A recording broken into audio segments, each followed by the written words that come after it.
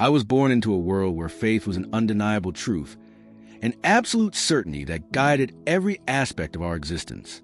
From a young age, my life was shaped by whispered prayers at dawn and blessings recited before every meal. Our home was steeped in devotion, where the scent of melted wax from candles mingled with the aged pages of sacred books that my father studied relentlessly. My father, Samuel Levy, was a respected scholar in our Jewish community in New York City. His knowledge was immense, his memory prodigious. He could recite entire passages with astonishing precision, a gift that earned him both admiration and apprehension among our people. He expected the same discipline, the same unwavering commitment from me. "Raphael, you are a son of the Torah," he would often say in a solemn, proud voice.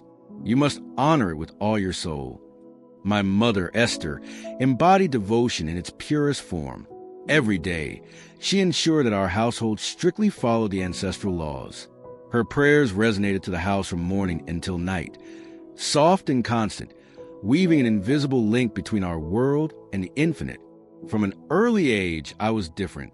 While other children played in the bustling streets of our neighborhood, I spent hours in the dimly lit study halls of the yeshiva, memorizing every verse with a fervor beyond my years. To me, the Torah was not just a sacred text. It was my breath, my reason for being, the very foundation of my existence. By the age of 12, my reputation had already spread beyond the walls of my school. People whispered that I was a prodigy. My teachers regarded me with a mixture of admiration and caution, aware that my destiny was already mapped out. By 18, I was already passing on my knowledge to younger students, guiding them with the same relentless discipline my father had imposed on me. At 25, I had the honor of being appointed as a rabbi in one of the most prestigious synagogues in Boston. What should have been the pinnacle of my career brought only fleeting satisfaction. A strange restlessness grew within me, a vague unease that I tried to suppress under the weight of my responsibilities. I preached, I counseled, I taught. To my community, I was a man of wisdom, an unshakable voice. But deep inside, a discomfort gnawed at me. It all began with small details. Verses I had read 1,000 times suddenly took on a different tone. Passages that once seemed clear became clouded, carrying a meaning I could no longer ignore.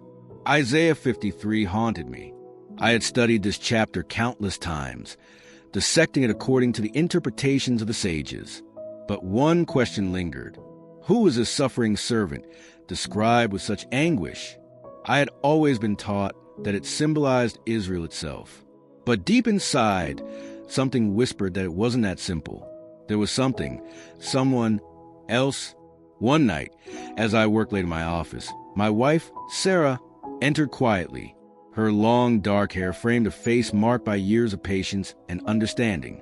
"You're thinking again," she said, setting a cup of tea in front of me with a tender smile.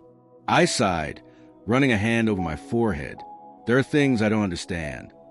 She sat beside me, brushing my hand with her delicate fingers. "Like what?" I hesitated.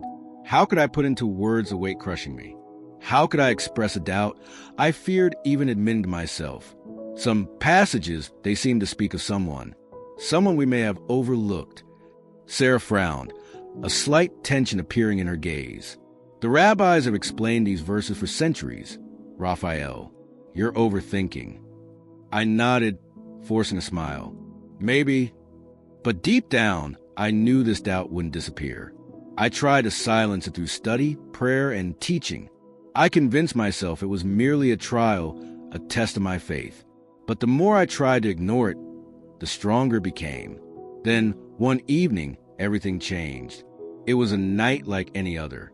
Sarah was in the kitchen, humming an old tune as she put away the dishes. The atmosphere was peaceful, comforting. Our life was orderly, predictable, anchored in an unchanging routine. As I rinsed the last plate, my eyes landed on the toaster on the counter. It had stopped working a few days earlier. "I'll try to fix it," I said absent-mindedly. Sarah turned to me, raising an eyebrow. "Leave it for tomorrow. It's not urgent." "It's fine. It'll only take 5 minutes," I reassured her, reaching for a screwdriver. I like fixing small household problems myself.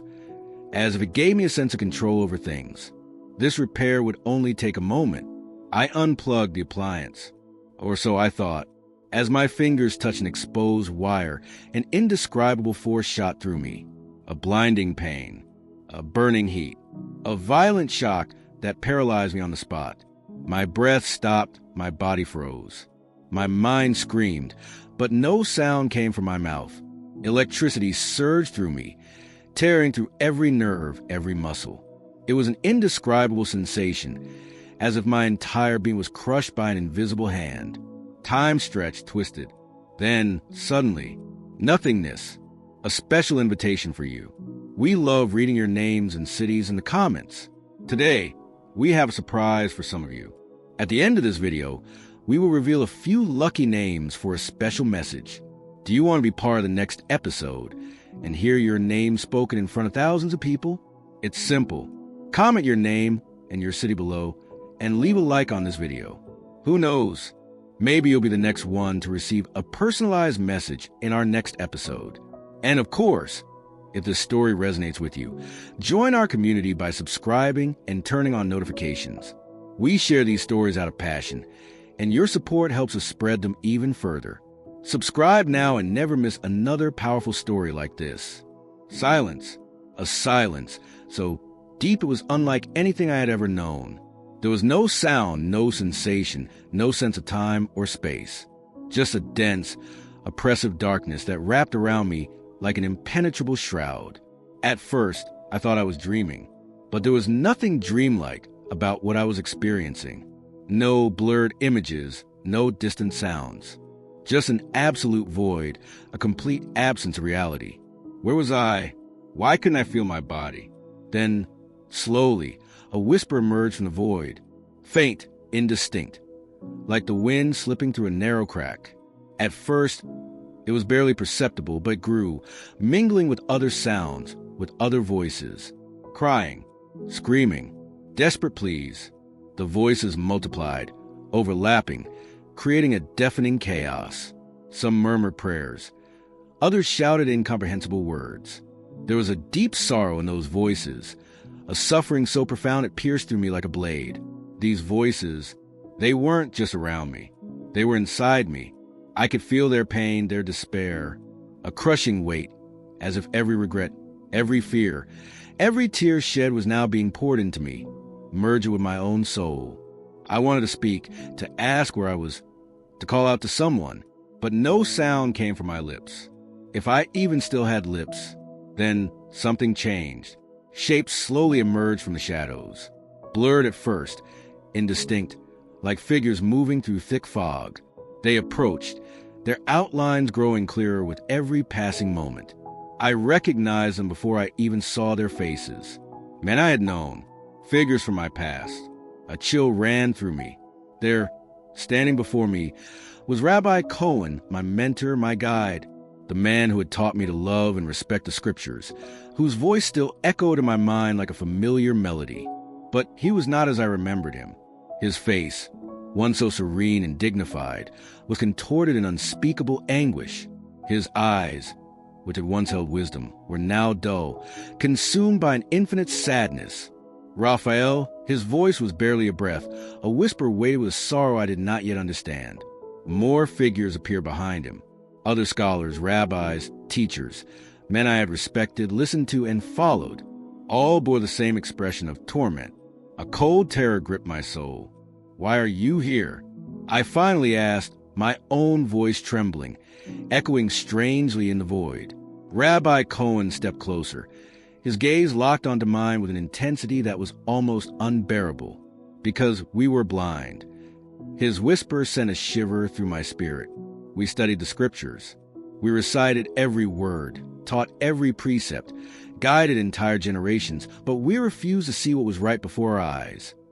I shook my head, instinctively rejecting his words. No, you were men of faith. You taught the truth, the will of the Almighty. Rabbi Cohen closed his eyes, a look of absolute regret etching into his features. We taught shadows, Raphael. We thought we knew the light, but we ignored the very source of that light. A murmur rippled through the other figures, a wave of sorrow and confirmation.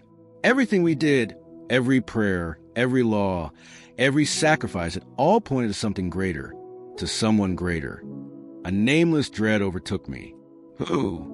Rabbi Cohen slowly lifted his eyes to mine, and in them I saw a truth I was not ready to face.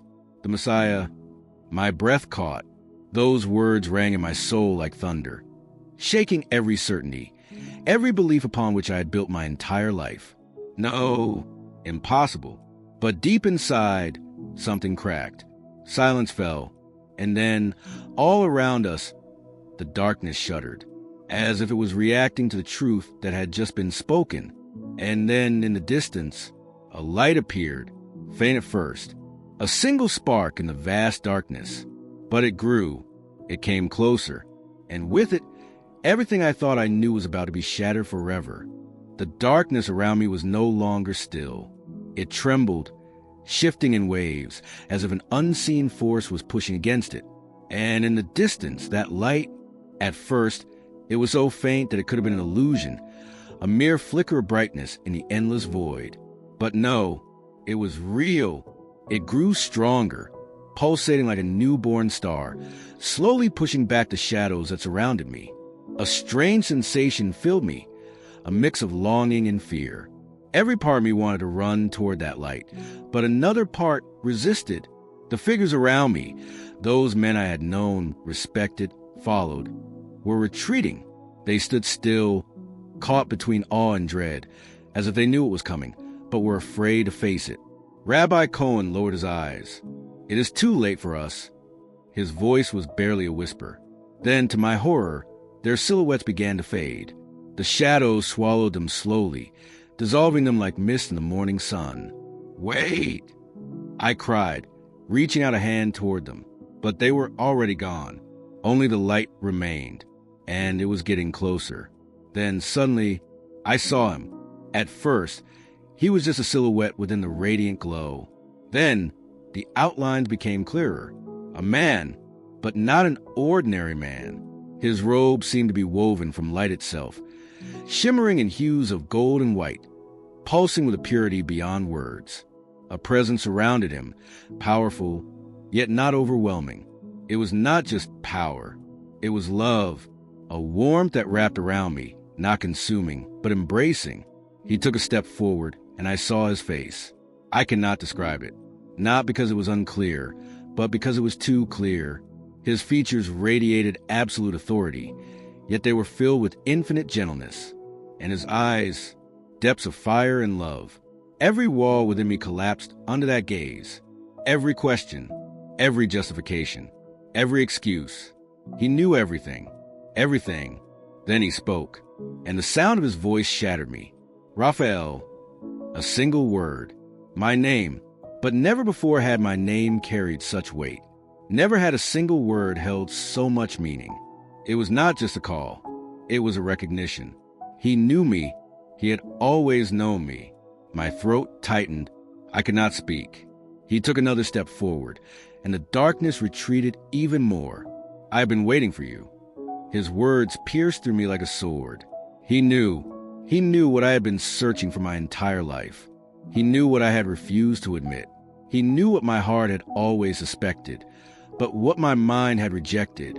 He was a Messiah, the one I had waited for, the one I had studied in the scriptures, the one I had preached about, without ever recognizing him. My breath became shallow. No, my own voice trembled. This isn't possible. But his eyes remained fixed on mine, gentle, without judgment. You have read the scriptures. I nodded, unable to speak. You have studied the prophets. A tear rolled down my cheek. You have searched for the truth. Then he said the words that shattered everything I had ever known. And now you have found it. Everything in me broke. My life, my beliefs, my certainties. He was here, and everything I thought I knew was about to be turned upside down forever. I stood there, frozen, unable to look away from the radiant presence before me. The Messiah. Every part of me fought against this truth, yet deep inside, I knew it was him. The one I had read about in the prophecies. The one the scriptures had spoken of since the beginning of time. the one I had waited for, yet never recognized. And now, he was standing right in front of me. His gaze pierced through every wall I had ever built, every doubt, every doctrine I had clung to in order to avoid facing this reality. I have always known you. His voice was neither a reproach nor an accusation. It was an invitation, a truth that could no longer be ignored. I wanted to speak, but no words came. There was no room for excuses, no place for denial. You have searched all your life. I closed my eyes. Yes, since childhood, I had been searching for something, a greater truth, a deeper meaning behind every verse I had studied, behind every prayer I had whispered. But I had searched in the shadows while he had been standing in the light all along. I opened my eyes again and saw him extend his hand toward me, a simple gesture, but it held everything. Come. I wanted to reach out, but something in me resisted. Fear, not of him, but of what this meant. To accept this truth meant leaving behind everything I had ever believed. My father, my teachers, my upbringing, everything I had built my life upon would collapse. They taught you to wait, but I have already come. My legs buckled beneath me. Yes, he had already come, and I had missed him. A tremor ran through my soul, shaking the last remnants of my resistance. And then, in the moment I felt the most broken, a peace beyond understanding washed over me. A warmth, a certainty, as if, despite everything, I had always been meant for this moment. I slowly raised my hand toward his, and the instant our fingers touched, everything changed. A special surprise for you. We love reading your names and cities in the comments. And today, we have a surprise for some of you. At the end of our next video, we will send a personal greeting to those whose names are selected. Do you want to hear your name spoken in front of thousands of people? It's simple. Comment your name and city below, and leave a like on this video. Make yourself known. We want to celebrate you. Who knows? Maybe you'll be one of the lucky ones to receive a special message in our next episode. And of course, every like and comment helps our community grow and allows us to share these powerful stories with even more people. So don't wait. Drop your name and city in the comments below and stay connected. The moment my hand touched his, a light engulfed me entirely. Not just any light, a living, pulsing light, as if it carried the very essence of life itself. I no longer felt my body the way I once did. There was no weight, no physical boundaries, just a sensation of overwhelming wholeness, as if everything I had ever sought, everything I had ever longed for was finally here. And I could see, not with my eyes, but with something deeper. Visions unfolded before me, weaving together, piercing through me with their undeniable truth. Prophecies, ancient words, scriptures I had memorized but never understood. Everything was falling into place. The sacrifice, the waiting, the promise. It had always been about him. He was the one foretold since the dawn of time, the one so many had longed for, the one whom I, in my arrogance, had refused to see. Yet he had been there all along. The realization overwhelmed me, breaking down the last defenses of my heart. I felt my knees, unable to withstand the sheer weight of this truth. I am not worthy. My voice was barely a whisper, but he did not step back. He looked at me with a compassion beyond comprehension. I have always loved you. My soul shook at those words. I have been waiting for you to see me. A single tear rolled down my cheek. How long had I been blind? How many years had I spent teaching truths without understanding their essence? He knew me. He had seen every moment of my life, every struggle, every doubt. And yet, he loved me, my entire being opened up to this truth. And at that moment, I understood I could not stay here. Everything around me began to shift. The light trembled, pulsing with a new energy, as if something was about to change. You must go back. I snapped my head up, startled. Go back? How could I return after this? How could I live knowing what I now knew? I looked around. The darkness was gone. There was only this radiant light, this indescribable peace. Your mission is not over. I wanted to argue. No, I can go back. Not after this. But deep inside, I knew this was my purpose. I hadn't come here to stay. I had come here to understand. And now I had to testify. They won't believe me. He placed a hand on my shoulder. They rejected the truth before you, but some will hear. My heart clenched. I knew what this meant. Rejection, isolation, but also truth. And that truth was too precious to be hidden. He smiled softly. I am with you. And before I could say another word, everything collapsed. I was falling, not metaphorically, literally falling, as if I had been pulled through a tunnel of light, rushing backward through time and space. And then, pain, a crushing weight on my chest, a scream. I gasped, forcing air into my lungs. Blinding hospital lights, voices shouting, faces leaning over me.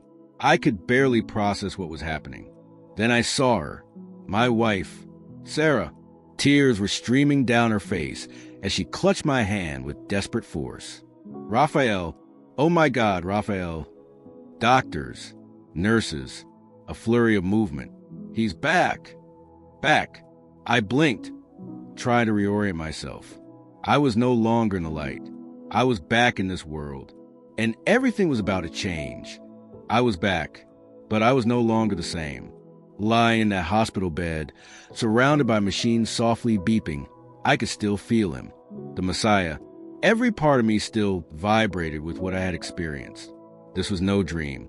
This was no illusion. It was the truth. I looked around. My wife, Sarah, was still by my side. Her fingers gripped mine tightly, her eyes swollen with tears of fear, relief, and something else. You were gone for 14 minutes. Her voice shook. 14 minutes. 14 minutes where my heart had stopped. 14 minutes where my body had been lifeless. But for me, there had been no minutes, no seconds, only eternity. I took a deep breath, feeling my lungs expand, like it was my first real breath. I had to speak. I had to tell her what I had seen. But how? She frowned as she saw me open my mouth, hesitate, then close it again. Raphael, what happened? Her voice was soft but urgent. I knew her. I knew she loved the truth. But could she accept this truth? I inhaled deeply, steadying myself. I saw something. She straightened slightly, listening intently. I gathered all my courage. I saw someone. Silence fell between us. I saw her fingers tighten against the bed sheets. Ooh. I swallowed hard. The Messiah. Her eyes widened, her breath hitched, and in that suspended moment of silence, I knew my life would never be the same again. Returning to everyday life was brutal. I was home, but nothing felt the same. The world looked different. Not because it had changed, but because I had changed. Every prayer I had recited since childhood sounded different. Every passage of scripture I had once memorized held new meaning. And most of all, every person I met became a choice. Do I speak? Or do I stay silent? Do I share the truth? Or do I pretend nothing has changed? I knew what this would mean. I knew my community wouldn't understand. I knew some would reject me. But how could I stay silent? I had seen, I had known, and now I had to testify. The first step was the hardest. The day I stood in front of my congregation, in the very synagogue where I had taught for years, my heart was pounding. They were all there, familiar faces, people who respected me, people who trusted me. They were expecting the teacher they had always known. But that man was gone. I took a deep breath and began to speak. I told them everything. The light, the truth, the Messiah. A heavy silence fell over the room. Slowly, I saw expressions change. Some turned away, some furrowed their brows. And then the eldest rabbi stood up. His deep voice echoed through the hall. Think carefully about what you're saying, Raphael. You're renouncing everything we have always believed. I lifted my eyes to his. I had been waiting for this moment. I knew exactly what it meant, but the truth was stronger than fear. No, I am not renouncing anything. On the contrary, I have finally understood everything we have been waiting for. Silence. Then the elder rabbi shook his head. then you no longer have a place here. And just like that, everything collapsed. My past, my position, my security. But as I walked away from that place, my heart heavy yet my soul at peace, one thought burned within me. He was worth it. Everything I had known, everything I had built, had just collapsed. I walked alone through the streets of New York City, the cold night air biting at my skin. The streetlights cast long shadows across the pavement, and each step echoed like a reminder of what I had just lost.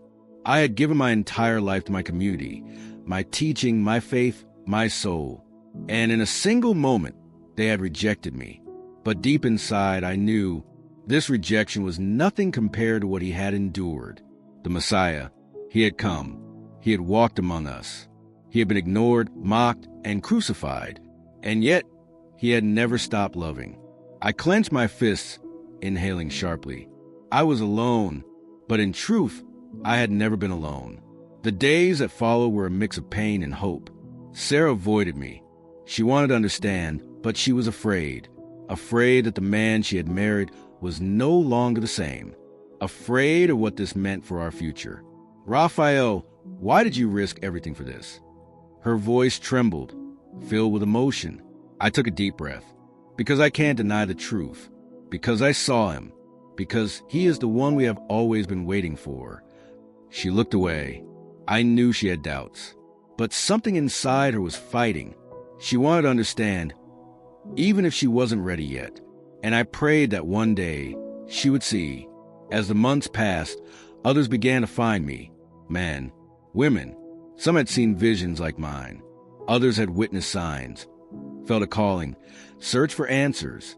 We were few in number, but we were no longer alone. We began to understand. Together, we read the scriptures with new eyes. And for the first time, everything became clear. The prophecies, the law, the sacrifices. It had always been about him. From the very beginning, since Genesis, since the prophets, since the Torah itself. It was always about him. And now, our mission was clear. We had to testify, no matter the cost. One morning, as I stood before a small gathering of believers, a deep peace settled over me.